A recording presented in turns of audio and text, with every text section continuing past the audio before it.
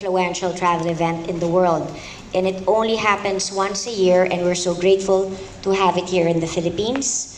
It again signals the reopening of Asia. When I met Julia last November, they were talking about how slow Asia was reopening to tourism in the world. And right now, it's just maybe very timely. For example, in the Philippines, we reopened February 10. Who would have known, Julia, last November that it would be as easy to travel here? When I met Julia, maybe a few months ago, we still had test before travel, test upon arrival, quarantine. There were so many restrictions. And as Donald said, we want to make travel seamless as possible without compromising the health and safety of travelers. Of course, this WTTC Global Summit gives us also a chance to showcase how prepared the Philippines is. We are open, we are vaccinated, we are boosted, and we are also ready for MICE events. It is so nice to hear Donald when he said that we are expecting over 1,000. I think I was only thinking of 600, and over 1,000 foreign delegates all over the world, local, all of us talking to each other face to face, not over Zoom. It's quite nice to see people in person, shaking hands with people. And you know, I've seen Julia only once, but I mean, I love seeing her in person. Nothing beats really face to face. And of course, we have a good number of tourism ministers from all over the world coming here. It will also allow us to share best practices, how to move forward. And what is nice with the WTTC, it's not only the tourism ministers, but we also have the private sector, because we really need governments and the private sector working together and solving how we can move forward and to restart tourism again without compromising health and safety. Thank you, Secretary. Last. Good morning. I'm Buddy Resha from Travel Update Philippines. My question is, will health protocols be a permanent feature in travel and tourism, or will it be laid aside in the new normal? Yeah, sure. Good afternoon, I guess it is now. But, you know, real quickly, I think health protocols have always been a part of travel.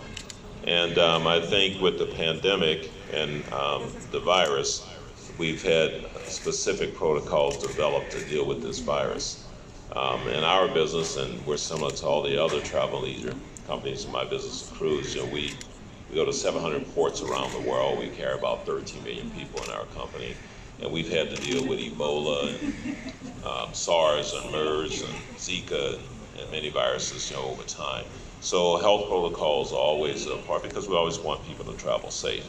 Having said that, the particular health protocols that are currently in place, as you can see, restrictions are becoming less necessary as more people are vaccinated and boosted, and also as therapeutics are being developed, and also as people have learned to manage and just, you know, their everyday way of handling themselves and their health to mitigate the risks that were originally associated. Yes, I think it's a really, really important question, and I always say that all human activity has an impact on climate. Everything we do, when we do a Google search on our phone, when we turn on the aircon, so absolutely everything. And travel and tourism has its very important part to play.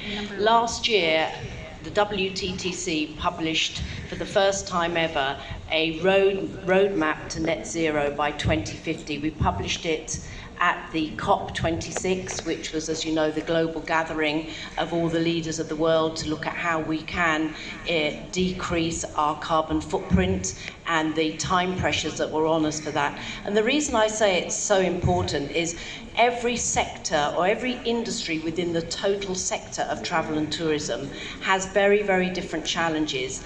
An airline compares to a cruise liner, compared to hotels, compared to tour operators, but all of them are working so hard to solve these issues. I mean, obviously Arnold is the expert on cruise, but just with my background in airlines, yes, you know, airlines have a large carbon footprint because they don't have some of the technologies, for example, like ground transport in terms of, but what they're doing is they're investing literally billions of their owners, their investors' money in lighter aircraft, in cleaner engines, in sustainable aviation fuel, and also taking part in Corsia, which is an internationally IATA recognised concept of carbon trading.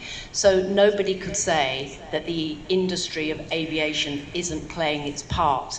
But what we've done at WTTC is we've pulled together for the very first time all the different industries, and we've charted with them their path to net zero by 2050.